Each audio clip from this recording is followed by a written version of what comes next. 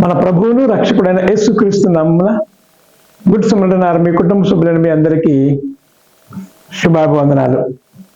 దేవుని యొక్క మహాకృపను బట్టి గతించిన వారమంతా దేవుడు తన కృపలో మనందరినీ కాపాడి సంరక్షించి మన బ్రతుకులో మరి యొక్క పునరుద్ధాన దినం దయచేసి ఆయన సన్నిధానంలో ఆయన బిడ్డలుగా ఆయన నామాన్ని కనపరచడానికి, స్తుతించడానికి, ఆరాధించడానికి, మరి ముఖ్యముగా దేవుని యొక్క వాక్యముతో మన జీవితాలను సరిచేసుకోవడానికి దేవాతి దేవుడు మనకు అనుగ్రహించినటువంటి యొక్క కృపను బట్టి మనమందరము కూడా దేవాతి దేవునికి వందనములు, స్తుతులు, స్తోత్రాలు చెల్లించవలసిన వారమై ఉన్నాము. త్రిత్వము తరువాతి 7వ ఆదివారంలోనికి మనమందరం కూడా ప్రవేశించి ఉన్నాం. మరి త్రిత్వం తరువాత 7వ ఆదివారం కొరకు ఏర్పాటు చేయబడినటువంటి దేవుని యొక్క లేఖన అంశములుగా పాత నిబంధన పాఠ్య భాగముగా ప్రవక్త అయినటువంటి యెషయా గ్రంథము 62వ అధ్యాయము 6వ వచనము నుండి 12వ వచనం వరకు, అలానే పత్రిక పాఠ్య భాగముగా అపోస్తలుడైన పౌలు తిమోతికి రాసినటువంటి మొదటి పత్రిక 6వ అధ్యాయము 6వ వచనం నుండి 12వ వచనం వరకు, అలానే సువార్త పాఠ్య భాగముగా పరిశుద్ధుడైన మార్కు రాసిన సువార్త 4వ అధ్యాయము 26వ వచనము నుండి 29వ వచనము వరకు ఉన్నటువంటి లేఖన అంశములు ఈ వారము మనకు పాఠ్య భాగములుగా ఇవ్వబడి ఉన్నవి. ఈ లేఖనములను ధ్యానం చేయడానికి ముందుగా దేవుని యొక్క ఆత్మ నడిపింపు సహాయాన్ని కోరుకుందాం. కృపయు కనికరం గల ప్రియ పరమ తండ్రి, వందనములు, స్తుతులు, స్తోత్రులు నాయన. దేవాన్ని కృపను బట్టి ఉదయకాల సమయంలో నీ బిడ్డలుగా మేమందరము నీ సన్నిధానంలో చేరి నిన్ను స్తుతించి ఆరాధించి కనపరిచే భాగ్యం మీరు మాకు ఇచ్చినందుకు వందనాలు చెల్లిస్తూ ఉన్నాం. దేవ, కొద్ది నిమిషములు ఈ వాక్యమును ధ్యానింపునయ్యేటువంటిగా నీ ఆత్మ చేత నన్ను మమ్మల్ని నడిపించండి. నా నోటి మాటలు, నా హృదయ ధ్యానము నీ దృష్టికి అంగీకారములుగా చేయమని, మహిమ పొందుకోమని నీ ప్రియ కుమారుడు మా రక్షకుడైన యేసు క్రీస్తు నామమున మిక్కిలి వినయముతో ప్రార్థించి వేడుకొనుచున్నాము తండ్రి, ఆమేన్. త్రిత్వము తరువాతి 7వ ఆదివారం కొరకు ఇవ్వబడినటువంటి ఈ 3 లేఖనములు మనం ఆలోచన చేస్తూ ఉంటూ ఉన్నప్పుడు, గత వారమునకు మరి కొనసాగింపుగా మరి ఈ వారము లేఖనములు కూడా మనకు తెలియచేస్తూ ఉన్నాయి. గత వారం మనం ఆలోచన చేస్తూ ఉన్నాం. ఆ సభలో ఎవరు ఉంటారు అనేటువంటి మాటను మనం ఆలోచన చేస్తూ ఉన్నాం. దేవుని యొక్క సభలో నీతిమంతులు ఉంటారు అని, దుష్టులు పొట్టు వలె ఎగిరిపోతారు అనేటువంటి మాటను మనం ఆలోచన చేస్తూ ఉన్నాం. అయితే ఈ వారము కూడా మనం ఆలోచన చేస్తూ ఉన్నప్పుడు పాత నిబంధన పాఠ్య భాగం అయినటువంటి యెషయా గ్రంథము ఈ 62వ అధ్యాయము మనం ఆలోచన చేస్తూ ఉన్నప్పుడు, ఈ అధ్యాయములో 6వ వచనం కొన్ని వచనాలు మనం ఆలోచన చేస్తూ ఉంటున్నప్పుడు 11వ వచనంలో అంటున్నటువంటి మాట ఏంటంటే, ఆలకించుడి, భూదిగంతముల వరకు యెహోవా సమాచారము ప్రకటింపచేసి ఉన్నాడు. ఇదిగో రక్షణ నీ యొద్దకు వచ్చి ఉన్నది, ఇదిగో ఆయన ఇచ్చు బహుమానము ఆయన యొద్దనే ఉన్నది, ఆయన ఇచ్చి జీతము ఆయన తీసుకుని వచ్చిచున్నాడని సియోను కుమార్తెకు తెలియచేయుడి. మాటలలో చాలా లోతైనటువంటి అర్థాలు మనం కనపడుతూ ఉన్నాయి. సియోను కుమార్తెలకు, యెరూషలేము కుమార్తెకు తెలియచేయడనేటువంటి మాటను ఒక జ్ఞాపకం చేస్తున్నాడు. దీని గురించి రక్షణ నీ యొద్దకు వచ్చి ఉన్నది కాబట్టి రక్షణ నీవు తృణీకరించకుండా ఉండాలనేటువంటి విషయాన్ని ఇక్కడ తెలియజేస్తూ ఉన్నాడు. ఇంకేముంటున్నాడంటే, ఆయన ఇచ్చు బహుమానము ఆయన యొద్దనే ఉన్నది, ఆయన జీతము ఆయన తీసుకుని రాబోతూ ఉన్నాడు, ఆయన జీతం ఆయన తీసుకుని వచ్చి ఉన్నాడు అని తెలియచేయుడి. ఇశ్రాయేలు ప్రజలకు, యెరూషలేము ప్రజలకు మీరు తెలియచేయడనేటువంటి మాటను జ్ఞాపకం చేస్తూ ఉన్నాడు. నిజమే, మానవ జీవితంలో ఈ లోకములో మనకు కావలసినవి ఏంటంటే కేవలము 3 విషయాల గురించి మనం ఆలోచన చేస్తూ ఉంటాం. ఉండడానికి ఇల్లు, కట్టుకోవడానికి బట్టలు, తినడానికి తిండి, ఈ మూడు ఉంటే ఈ లోకంలో మన జీవితాన్ని కొనసాగించడానికి సరిపోతూ ఉంటాయి. అయితే మనము దేవుని యొక్క రాజ్యములో చేరాలి అంటే ఈ మూడు కానే కాదు అని దేవుని యొక్క వాక్యం సెలవిస్తూ ఉంది. ఆలోచన చేయండి, ఈ లోకంలో మనం జీవించాలి అంటే కానా పేనా ఆరు మకాన్ అంటూ ఉంటారు హిందీలో. అయితే తెలుగులో మనం ఆలోచన చేస్తూ ఉంటాం, ఉండడానికి ఇల్లు, తినడానికి తిండి, కట్టుకోవడానికి వస్త్రము. ఇవన్నీ కూడా మన భారతదేశం మాత్రమే కానీ ప్రతి దేశంలోనూ కూడా ప్రభుత్వాలు మానవులకి కనీస అవసరాలుగా వీటిని చూస్తూ ఉంటారు. అయితే ప్రభుత్వటువంటి దేవుని యొక్క రాజ్యంలో పరలోక పట్టణంలో మనం చేరాలి అంటే ఇవి కాదు అనేటువంటి మాటలు జ్ఞాపకం చేస్తాం. మరి ఏంటి అని ఆలోచన చేస్తూ ఉంటే కావాల్సింది ఏంటంటే రక్షణ, salvation. Salvation is the greatest miracle అంటూ ఉంటారు. ఎలా వస్తుంది రక్షణ? అనేక సందర్భాల్లో మనం ఆలోచన చేస్తూ ఉన్నాం. ప్రభు అయినటువంటి యేసునందు విశ్వాసం వస్తూ ఉన్నప్పుడు, ఆయన రక్షకుడని నీవు ఎరుగుతూ ఉన్నప్పుడు, ఆయన పరలోకాన్ని విడిచిపెట్టి భూమి మీదకి దిగి వచ్చాడు. దేవాతి దేవుడు సింహాసనాన్ని విడిచిపెట్టి సిలువ శ్రమలకు అప్పగించడానికి, తను తాను రిక్తులుగా చేసుకోవడానికి, మన యొక్క దోషములు, మన యొక్క పాప బలహీనతలన్నీ కూడా ఆయనే వహించి తన పరిశుద్ధతను మనకిచ్చి మన పాపమును ఆయన తీసుకుని సిలువలో మనందరి కొరకు విమోచన క్రయధనముగా ఆయన మరణించాడు అని ఎవరైతే నమ్ముతూ ఉంటారో, యేసుక్రీస్తు నా కొరకు దిగి వచ్చాడు, నన్ను విమోచించడానికి వచ్చాడు అని ఎవరైతే నమ్ముతూ ఉంటారో, బాప్తిసం తీసుకుని ఉంటారో, వారికి మాత్రమే ఈ రక్షణ ఉంటుంది. రెండవదిగా ఆలోచన చేస్తూ ఉంటున్నారు, వారికి మాత్రమే పరలోక పట్టణంలోనికి వారు ప్రవేశించడానికి అవకాశం ఉంది. దేవాతి దేవునితో యుగయుగములు ఆయనతో పాటు సంతోషించి ఆనందించి గంతులు వేసే భాగ్యము మానవునికి కలుగుతూ ఉంటుంది. కాబట్టి రక్షణ అనేది చాలా ప్రాముఖ్యమైన విషయముగా ఇక్కడ తెలియజేస్తాం. Salvation is the greatest miracle. రక్షణ అనేది దేవాతి దేవుడు మనకు ఉచితముగా ఆయన మనకి ఇవ్వబోతూ ఉన్నాడు.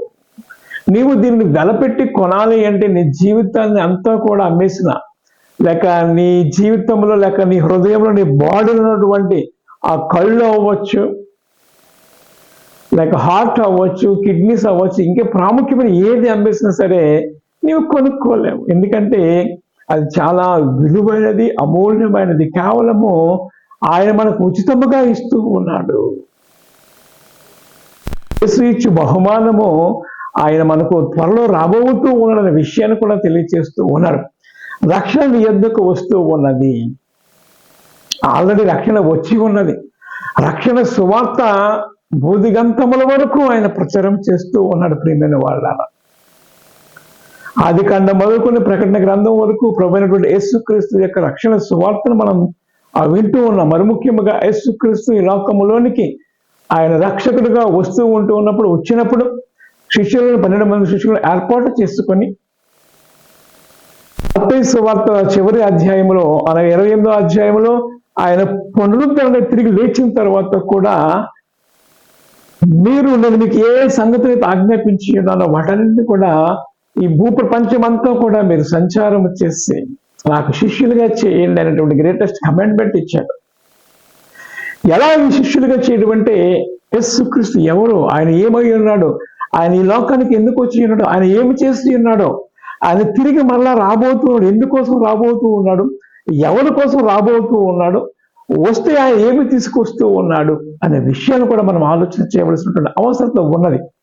అయితే ఈ విషయాలన్నీ కూడా ఈ లోకములో మనం ఎంత చెప్పినప్పటికీ కూడా జనాలకు అర్థం కాదు. ఎందుకు అర్థం కాదు అంటే, ఈ యుగ సంబంధమైనటువంటి దేవత అనగా అపవాది ఏర్పరిచిన వారు సహితంగా మోసం చేస్తూ ఉంటుంది. అప్పుడు మామూలు మనుషుల యొక్క పరిస్థితి ఏమిటి అని ఆలోచన చేస్తూ ఉన్నప్పుడు మనం చాలా జాగ్రత్తగా ఉండాలి. అందుకే రక్షణ అనేది చాలా విలువైనది, అమూల్యమైనది. లోకములో మనం ఏం చేస్తూ ఉంటాం? ఈ మూడింటి కొరకు మనం ప్రయాసపడుతూ ఉంటాం. అందుకే లోకములో ఉన్నదంతయు నేత్రాశ, శరీరాశ, జీవపడ్డాము. ఈ మూడింటిని కూడా విడిచిపెట్టేసి మనం జీవించాలనేటువంటి మాటలు అనేక సందర్భాల్లో ఆలోచన చేస్తూ ఉన్నాం. అలానే అపోస్తలుడైన పౌలు దేవుని చేత నింపబడినటువంటి వ్యక్తిగా తన జీవితాన్ని మార్చుకుని క్రీస్తు కొరకు ప్రయాసపడడానికి ప్రయత్నిస్తున్నటువంటి సందర్భాల్లో ఆయన అంటూ ఉంటాడు, కొలస్సీ పత్రిక 3వ అధ్యాయంలో, మీరు క్రీస్తుతో కూడా లేపబడిన వారైతే పైన వాటినే వెదుకుడి. పైన ఎవరున్నారట? సింహాసనం ఉంది, దేవుని యొక్క రాజ్యం ఉంది. ఆయన సింహాసనం మీద ఆసీనుడై అంటూ ఉంటాడు. ఆయన ఉన్న స్థలంలో ఆయన బిడ్డలైనటువంటి మనము ప్రభువైనటువంటి యేసుక్రీస్తు వారు ఏ రీతిగా అయితే కూర్చుని ఉన్నాడో ఆయన ఆ ప్రక్కలో నీవు నేను కూడా కూర్చునే భాగ్యం ఉన్నది. అందుకే ఆ పరలోక పట్టణంలోనికి మనం వెళ్ళాలి అంటే మనము కలిగి ఉండవలసింది ఏంటంటే రక్షణ. ఎలా వస్తూ ఉంటుంది? అనేక సందర్భాలు మనం ఆలోచించి రక్షణ వస్త్రాలు లేక పెండ్లి వస్త్రాలు ఇవన్నీ కూడా మనం ఆలోచన చేస్తూ ఉంటున్నప్పుడు క్రీస్తు రక్తములో తమ వస్త్రములను ఉదుకుకునేవాడు ధన్యుడు. ఏమిటి వస్త్రము? రక్షణ వస్త్రము. ఉతుక్కోవడం అంటే మన పాపములన్నీ కూడా క్రీస్తు రక్తములో కడగబడి శుద్ధి చేసుకోవాలి. ఎవరైతే అలాగే ఉంటూ ఉంటారో వారికి ఆయన బహుమానం ఇస్తూ ఉంటాడు. క్రీస్తు కొరకు ఎవరైతే ఈ లోకంలో శ్రమలు ప్రయాసపడుతూ ఉంటారో, సువార్త కొరకు తమ సమయాన్ని ధనాన్ని వెచ్చిస్తూ ఉంటూ ఉంటారో, తమ జీవితాన్ని త్యాగంగా చేసుకుని ఉంటూ ఉంటారో వారందరికీ కూడా ఆయన బహుమానం ఇవ్వబోతూ ఉన్నాడు. వారికి మాత్రమే కాదు కానీ మిగిలిన వారికి కూడా ఆయన శిక్ష విధించబోతూ ఉన్నాడు. క్రీస్తు యేసునందు ఉన్న వారికి ఏ శిక్షా విధి లేదు అనేటువంటి మాటను మనం చూస్తూ ఉన్నాం. ఎవరికట? క్రీస్తు యేసునందు ఉన్న వారికి ఏ శిక్షా విధి లేదు అనేటువంటి మాటను మనం చూస్తూ ఉన్నాం. రోమాపత్రిక 8వ అధ్యాయంలో అంటున్నాడు, కాబట్టి ఇప్పుడు క్రీస్తు యేసునందు ఉన్న వారికి ఏ శిక్షా విధియో లేదు. ఎందుకు లేదు అంటే యేసుక్రీస్తు నీ యొక్క పాపములు నా యొక్క పాపములు మనందరి పాపములు కూడా కొట్టివేశాడు, కడిగివేశాడు, తుడిచివేశాడు. తన రక్తంతో మనల్ని శుద్ధి చేశాడు. హిమము కంటే తెల్లగా ఆయన మనల్ని చేస్తాడు. కాబట్టి రక్షణ కలిగి ఉండాలి అనేటువంటి విషయాన్ని ఇక్కడ మనము చూస్తూ ఉన్నాం. ప్రియమైన వాళ్ళారా, రోమపత్రిక 8వ అధ్యాయం మనం ఆలోచన చేస్తూ ఉన్నప్పుడు, కాబట్టి ఇప్పుడు క్రీస్తు యేసునందు ఉన్న వారికి ఏ శిక్ష విధి లేదు. క్రీస్తు యేసునందు జీవమునిచ్చు ఆత్మ యొక్క నియమము పాప మరణముల నియమము నుండి నన్ను విడిపించినట్లనగా ధర్మశాస్త్రము దేనిని చేయజాలకపోయిందో యేసు క్రీస్తు లేక దేవుడు దాన్ని చేసెను అనేటువంటి మాటను చూస్తూ ఉన్నాం. ఇంకేమంటుండంటే ధర్మశాస్త్ర సంబంధమైనటువంటి నీతి విధి రూపకమైనటువంటి నీతి నెరవేర్చబడవలనని పాప పరిహారము నిమిత్తము దేవుడు తన సొంత కుమారుని పాప శరీరముతో పంపి ఆయన శరీరమునందు పాపమునకు శిక్ష విధించెను. పాపమునకు శిక్ష ఆల్రెడీ పనిష్మెంట్ అయిపోయింది, ఆయన భరించేశాడు. కాబట్టి నీకు నాకు కూడా శిక్ష లేదు. క్రీస్తు యేసునందు ఉన్న వారికి ఏ శిక్షా విధియు లేదు అనేటువంటి మాటలకు జ్ఞాపకం చేస్తూ ఉన్నాడు.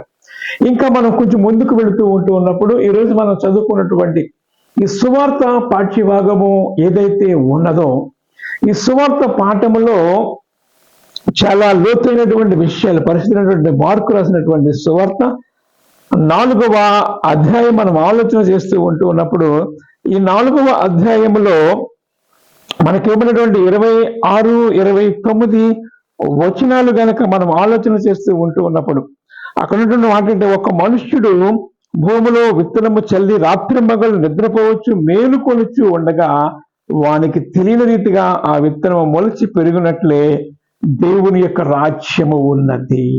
అంటే దేవుని యొక్క రాజ్యము దేనితో పోలుస్తుందంటే విత్తనము చల్లేసిన తర్వాత తనంతట తాను ఏ రీతిగా విత్తనం ఎదుగుతూ ఉంటాదో అలానే దేవుని యొక్క రాజ్యమును మనం స్థాపించాలంటే ఈ లోకములో వాక్యం అనే విత్తనాన్ని మనము చల్లాలి. వాక్యం అనే విత్తనాన్ని మనం చల్లుతూ ఉన్నప్పుడు ఏదో ఒక దినాన్న ఆయా విత్తనాన్ని దర్శిస్తూ ఉంటుంది. వారిని తాకుతూ ఉంటుంది, వారు నిలబడుతూ ఉంటారు. క్రీస్తు కొరకు జీవించడానికి అవకాశం ఉంటూ ఉంటుంది. అవును కదా, ఇది నా కొరకే కదా దేవుడు నాతో మాట్లాడుతున్నాడు వాక్యం ద్వారానే. వారు తమ జీవితాలను రూపాంతరం చెందుకోవడానికి లేక దేవుని వైపు తిప్పుకోవడానికి వారు ఎవరు ఏమై ఉన్నారో, వారి స్థితి ఏమై ఉన్నదో, వారు బ్రతుకున్నటువంటి ఈ చీకటి స్థితి ఏమై ఉన్నదో వారు తెలుసుకొని వెలుగైనటువంటి దేవుని వైపు వారు తిరగడానికి అవకాశం ఉన్నది. ఇక్కడ అదే మాట్లాడుతూ ఉన్నాడు.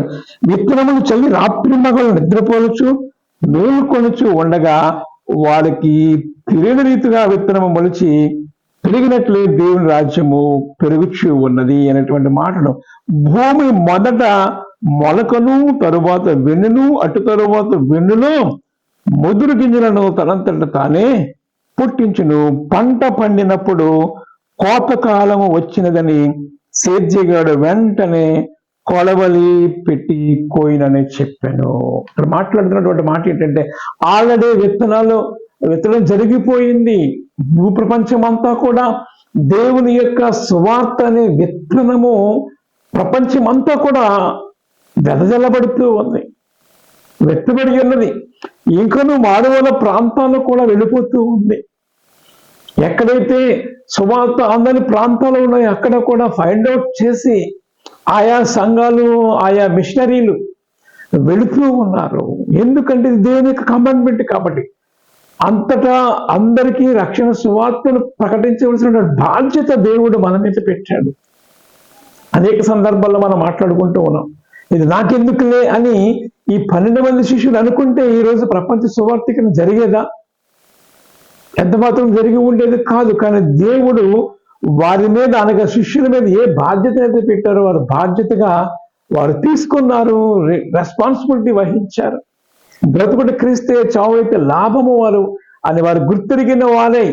ఈ లోకము శాశ్వతము కాదు, పరలోక పట్టణమే శాశ్వతము.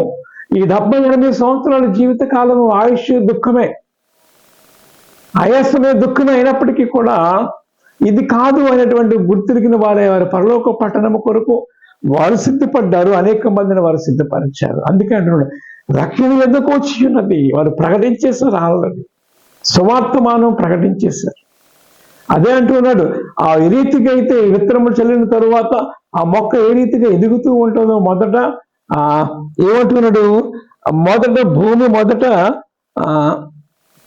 మొలకను తరువాత వెనును అటు తరువాత వెనులో ముదురు గేయించను. అంటే ఏమవుతుంది, step by step it is గ్రోతింగ్ అవుతూ ఉంటుంది.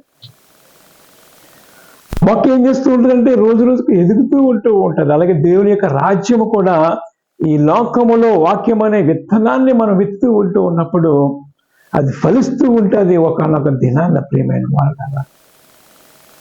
అయితే ఇక్కడ మనం ఆలోచించవలసిన విషయం ఏంటంటే, అక్కడ ఉన్నటువంటి మాట, కోతగాడు పంట కోసినప్పుడు ఆలోచించిన మాటను చూస్తూ ఉంటూ ఉన్నాం.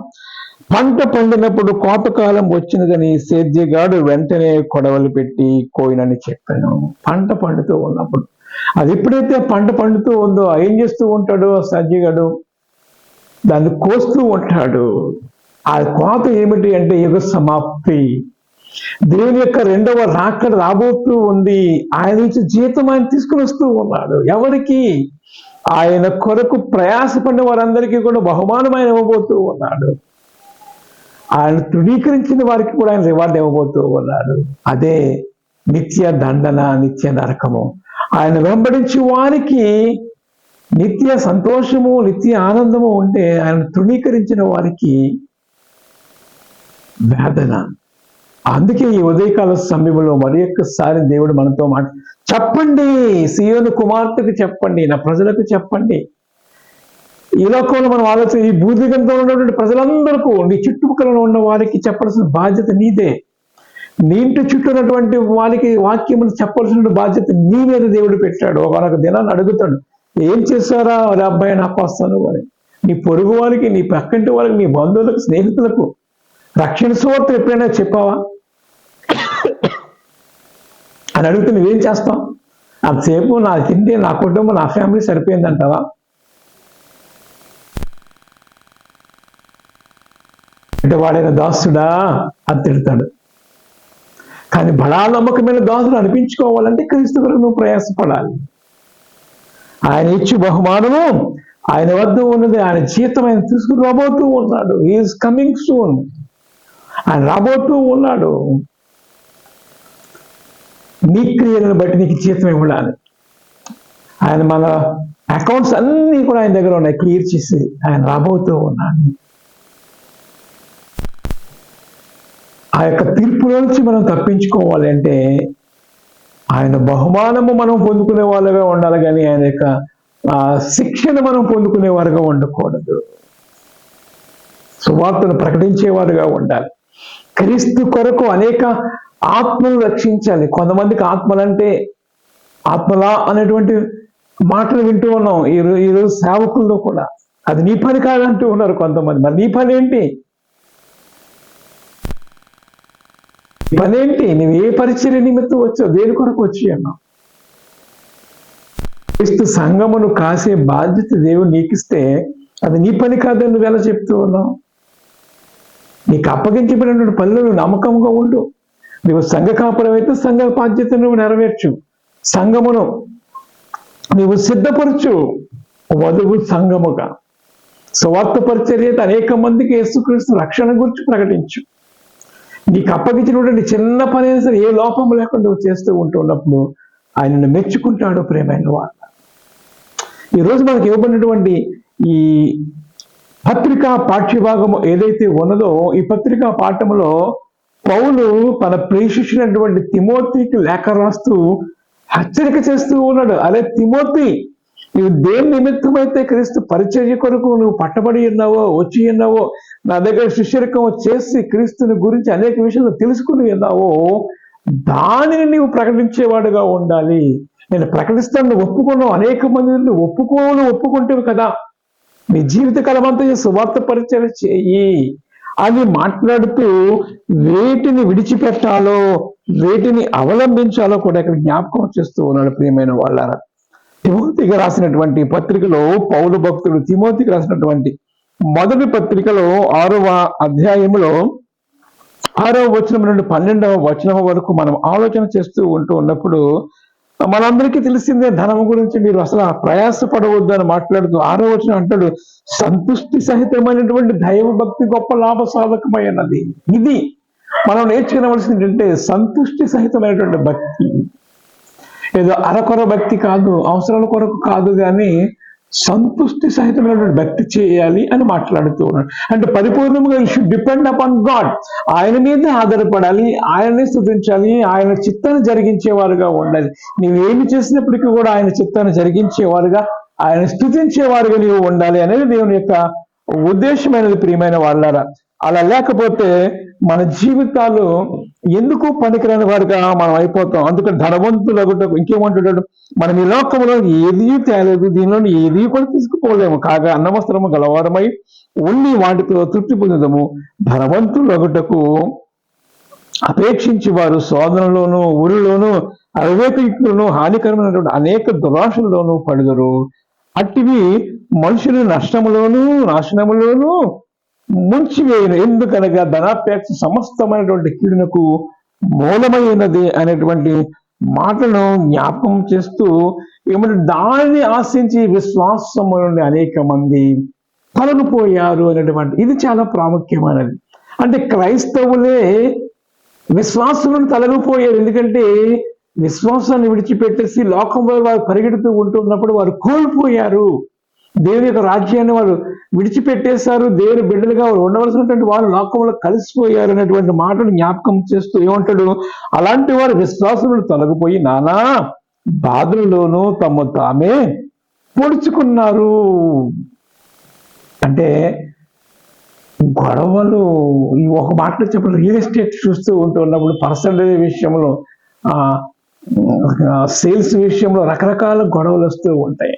అది ఒకటే మాత్రమే కాదు, అనేక విషయాల్లో, ధనము విషయంలో, ధన సంపాదన విషయంలో మనము ఎక్కువగా ప్రాముఖ్యత ఇవ్వకూడదు. కానీ అలాగని ధనము ఉండడం తప్పు కాదు. అన్నిటికంటే ధనము హెచ్చించిన దాన్ని లక్ష్య పెట్టద్దు అంటాడు. బలము తనదని దేవుడు నాకు చెప్పాడు. ఆ మాట వినబడింది, 2 మార్లు నాకు వినబడింది. కాగా కృప చూపుట నీదే ప్రభువా అని భక్తుడు ప్రార్థన చేస్తూ ఉన్నాడు. ధనమును హెచ్చించేవాడు, నీకు సమృద్ధినిచ్చేవాడు, ఆయుష్నిచ్చేవాడు, ఆరోగ్యం ఇచ్చేవాడు దేవాతి దేవుడు. కాబట్టి ఆయన మీద ఆధారపడాలి అని మాట్లాడుచు, ఓ దైవజనుడా, ఓ తిమోతి, నీవైతే వీటిని విసర్జించి నీతిని, భక్తిని, విశ్వాసమును, ప్రేమను, ఓర్పును, సాత్వికమును సంపాదించుకునము. వాటిని సంపాదించుకోవడం ప్రయాసపడాలి. దేనికోసం ప్రయాసపడాలంట? మనము సాత్వికం కలిగి ఉండాలట, ప్రేమ కలిగి ఉండాలట, భక్తి కలిగి ఉండాలట, విశ్వాసము కలిగి ఉండాలి. విశ్వాస సంబంధమైన మంచి పోరాడము, నిత్య జీవము చేపట్టుము. ఇది చాలా ప్రాముఖ్యమైనది. ఏ పోరాడాలట? విశ్వాస సంబంధమైనటువంటి మంచి పోరాడము, నిత్య జీవము చేపట్టుము. ఇది చాలా ప్రాముఖ్యమైనది ప్రతి వ్యక్తికి కూడా. క్రైస్తవ జీవితమే రక్షణ పొందినప్పటి నుంచి కూడా బ్యాటిల్ ఫీల్డే, యుద్ధరంగమే. అయితే దేవాతి దేవుడు మనకి ఎప్పుడు కూడా విజయాలిస్తూ ఉంటాడు. తన ఆత్మను మనకు నీడవలే, మనకు సంచకరవలే ఆయన మనం వెంబడిస్తూ ఉంటూ ఉన్నాడు. ప్రియమైన వాళ్ళ నీడవలే ఆయన మనకు వెంబడిస్తూ ఉన్నాడు.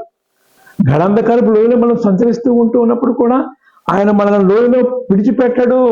ఆయన దుడ్డుకర దండ మనల్ని ఆదరిస్తూ ఉంటుంది, కాపాడుతూ ఉంటుంది. కాబట్టి సువార్తికుని పరిచయము అనేటువంటి మాటను జ్ఞాపకం చేస్తూ ఉన్నాడు. ఇంకేమంటున్నాడంటే, అనేక సాక్షులు ఎదుట నీవు మంచి పోరాడము, నిత్య జీవం చేపట్టము. దాన్ని పొందుటకు నీవు పిలువబడి అనేక సాక్షులు ఎదుట మంచి ఒప్పుకుంటుంది. దేని నిమిత్తం నువ్వు పిలువబడ్డావు? మంచి పోరాడడానికి, విశ్వాసమైనటువంటి విజయుడిగా నీవు ఉండడానికి నీవు పిలువబడ్డావు. కాబట్టి నీవు పరిచయం చేయి, క్రీస్తు కొరకు జీవించు, నీ యొక్క క్రియరూపంలో క్రీస్తును నువ్వు ప్రకటించు. అది పౌలు తిమోతికి రాసినటువంటి ఈ 2 లేఖలు కూడా మనం ఆలోచన చేస్తూ ఉంటే ఇవే మాట్లాడుతూ ఉంటాడు. సైనికుడు ఎవడను అనేటువంటి మాటను చూస్తూ ఉంటూ ఉన్నాం. అలాగే జట్టి అయినటువంటి వాడు పోరాడినప్పుడు నియమం ప్రకారం పోరాడకపోతే వాడు కిరీటము దక్కదు అనేటువంటి మాటను మాట్లాడుతూ ఉంటాడు. అలాగే సైనికుడు ఏం చేస్తాడంట?